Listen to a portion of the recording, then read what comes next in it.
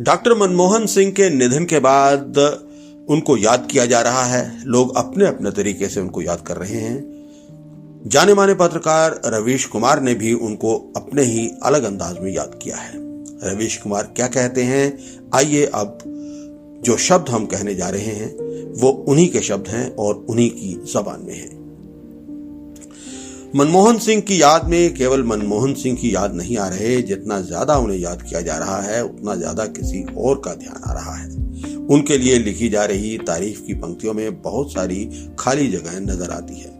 इन स्थानों को मनमोहन सिंह ने खाली नहीं किया है, उनके बाद प्रधानमंत्री बने नरेंद्र मोदी ने किया है। भले उनका नाम नहीं लिया जा रहा है, लेकिन मनमोहन सिंह के साथ उनका भी ध्यान आ जाता है।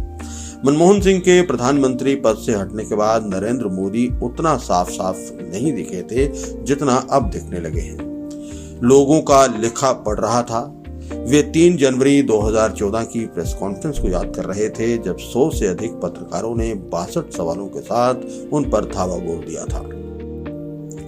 इस प्रेस कॉन्फ्रेंस का वीडियो भारत के प्रधानमंत्रियों के लोकतांत्रिक होने का एक ऐसा दस्तावेज है जो केवल मनमोहन सिंह के नाम दर्ज है। नहीं के बराबर बोलने वाले प्रधानमंत्री मनमोहन सिंह ने कई बार पत्रकारों का सामना किया, संपादकों से मुलाकात की और खुली प्रेस का सामना किया। जितनी बार आप इस बात के लिए मनमोहन सिंह को याद करते हैं, प्रकारांतर से आप प्रधानमंत्री मोदी को याद करने लग जाते हैं। 10 साल से वे ऐसी प्रेस कॉन्फ्रेंस करने का साहस नहीं दिखा सके, बल्कि उनके दौर में वही प्रेस जो मनमोहन सिंह के समय आक्रामक थी, अब भीगी बिल्ली बन गई है। उसकी आवाज दबा दी गई है, उसकी कमर तोड़ दी गई है। मीडिया को हिंदू राष्ट्र के नाम पर नफरती अभियान में लगा दिया गया है। सवाल करने वाला मीडिया खुद सवाल बन गया है। अब अगर प्रधानमंत्री मोदी चाहें तो ऐसी प्रेस कॉन्फ्रेंस करने का साहस दिखा सकते हैं, क्योंकि अब पत्रकार नहीं बचे हैं। वे 100 क्या 1000 पत्रकारों को जुटा लेंगे, तब भी कोई उस तरह से खुलकर सवाल नहीं पूछ सकता जिस तरह से मनमोहन सिंह के सामने पूछ सकता था। लेकिन इंस्टाग्राम के रील के लिए ऐसी प्रेस कॉन्फ्रेंस का वीडियो तो मोदी बनवा ही सकते हैं। ये और बात है कि उन्हें इसकी जरूरत नहीं है। जिस तरह से उनके नेतृत्व काल के दौरान के चुनाव संदिग्ध होते जा रहे हैं, अगर ये सच है तो उन्हें अब प्रेस कॉन्फ्रेंस की चिंता भी नहीं करनी चाहिए। लेकिन क्या ये सच नहीं कि मनमोहन सिंह की प्रेस कॉन्फ्रेंस की बात में प्रधानमंत्री मोदी की बात ज्यादा हो रही है? भारत की आम जनता को सूचना का अधिकार देने वाले मनमोहन सिंह का ये योगदान हमेशा प्रधानमंत्री मोदी का पीछा करेगा। क्या प्रधानमंत्री मोदी के कार्यकाल में ये संभव था कि इस तरह का कानून बन जाता? उनके राज में सूचना के अधिकार की क्या दुर्गति हुई है? इस अधिकार को कुचलकर इलेक्टोरल बॉन्ड लाया गया।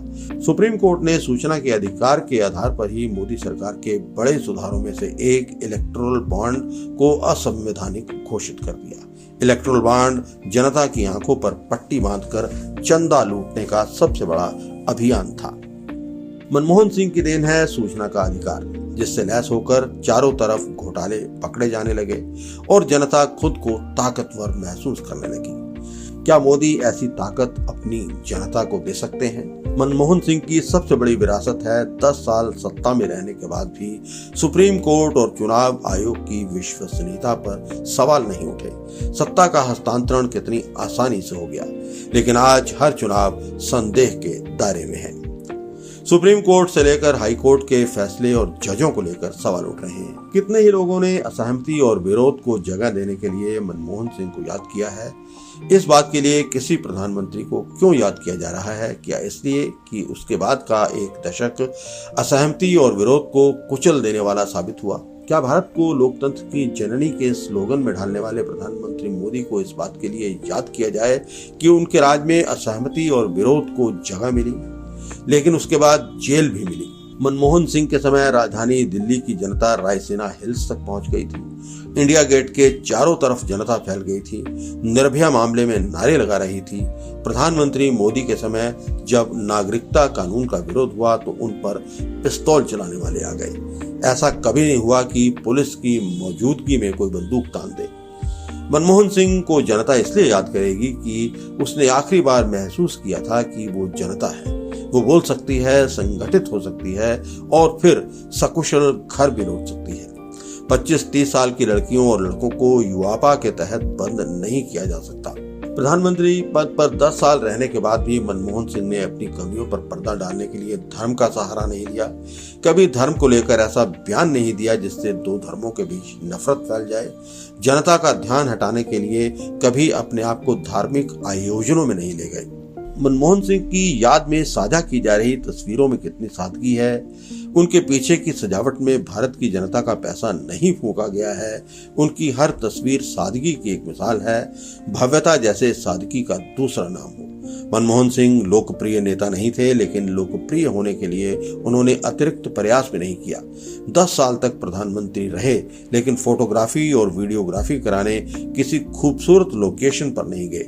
उनकी नीरस तस्वीरों को देखते हुए आप किसे याद करते हैं? किन तस्वीरों को याद करते हैं? वही जो कुंभ में नजर आते हैं, केदारनाथ की गुफा में नजर आते हैं, राम मंदिर के शिलान्यास में नजर आते हैं, कन्याकुमारी में 45 घंटों का ध्यान करते हुए नजर आते हैं। प्रधानमंत्री मोदी और प्रधानमंत्री मनमोहन सिंह दोनों अलग अलग कक्षाओं के प्रोफेसर हैं। मनमोहन सिंह की डिग्री को लेकर कोई सवाल नहीं कर सका। प्रधानमंत्री मोदी की डिग्री को लेकर सवाल ही होता है। मनमोहन सिंह के लिए भारत एक विश्वविद्यालय था, जिसके क्लासरूम में पढ़ाने आया प्रोफेसर धीरे धीरे बोल रहा था। बिना छुट्टी के घंटों काम करने वाले मनमोहन सिंह ने कभी इन बातों का प्रचार नहीं किया। जिस स्तर के अर्थशास्त्री थे, वहां तक पहुंचने के लिए किसी को भी घंटों काम करना ही होता है। उनके लिए कई घंटे काम करना अलग से बताने वाली चीज नहीं थी। मगर जरूरी नहीं कि प्रोफेसर सीरियस हो तो उनके छात्र भी उतने ही सीरियस होंगे। जिस वक्त वे क्लास ले रहे होते थे, उस वक्त उनके छात्रों का ध्यान खिड़की से बाहर होता था। मनमोहन सिंह को बहुत अफसोस के साथ याद किया जा रहा है। इस अफसोस की भी एक खास बात है। ये अफसोस जितना मनमोहन सिंह को लेकर नहीं, उससे कहीं ज्यादा प्रधानमंत्री मोदी को लेकर है। जिन गुणों के लिए मनमोहन सिंह याद किए जा रहे हैं, उन्हें क्यों अलग से नोट किया जाता अगर प्रधानमंत्री मोदी में भी वही गुण होते।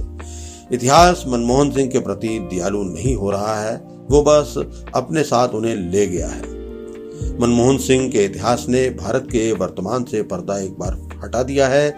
भारत के छात्र क्लासरूम से बाहर देख रहे हैं, मनमोहन सिंह को नहीं, नरेंद्र मोदी को देख रहे हैं।